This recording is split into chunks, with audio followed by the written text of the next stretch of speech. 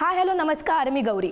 मंडळी, big boss Marathi follow करताय तर तुम्हाला सोमवारच्या दिवशी घरामध्ये नेमकं काय घडलं ते जाणून घ्यायलाच हवं. सोमवारचा दिवस म्हणजे आठवड्याचा पहिला दिवस, त्यामुळे बिग बॉस काही ना काही धक्के स्पर्धकांना देतातच. आम्ही तुम्हाला काल दाखवल्याप्रमाणे राखी सावंतला बिग बॉस कन्फेशन रूममध्ये बोलवतात आणि आपली या घरामध्ये जागा नाही असं म्हणत बिग बॉस त्यांच्या टीमला घरामध्ये पाठवतात.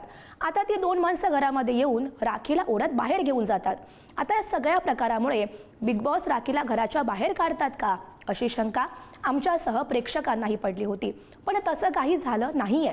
राखीला बाहेर काढल्यावर बिग बॉसच्या घरात काही मज्जाच राहणार नाही हे कदाचित कलर्सच्या टीमलाही माहीत असावं. तर बिग बॉस राखीला दुसऱ्या खोलीमध्ये ठेवतात आणि बिग बॉसच्या घराचा कारभार सांभाळण्यासाठी राखीची उत्तराधिकारी म्हणून निवड करतात. हो, म्हणजेच जोपर्यंत बिग बॉसच्या घराचा कॅप्टन होत नाही तोपर्यंत राखी घराचा ताबा घेईल असं बिग बॉस सांगतात. आता असं केल्यावर घरात राखीचं राज्य सुरू झालंय, त्यामुळे घरातले सगळे सदस्य काम जोमानं करतायत आणि त्यामुळे आता बिग बॉसच्या घरात खूप मज्जा येणार आहे हे मात्र नक्की. आता येऊयात नॉमिनेशन टास्ककडे. या टास्कमध्ये एका स्पर्धकाला 2 सदस्यांना नॉमिनेट करायचं असतं. जे सदस्य जास्त नॉमिनेट असतील ते या आठवड्यात नॉमिनेट होतील असं बिग बॉस सांगतात.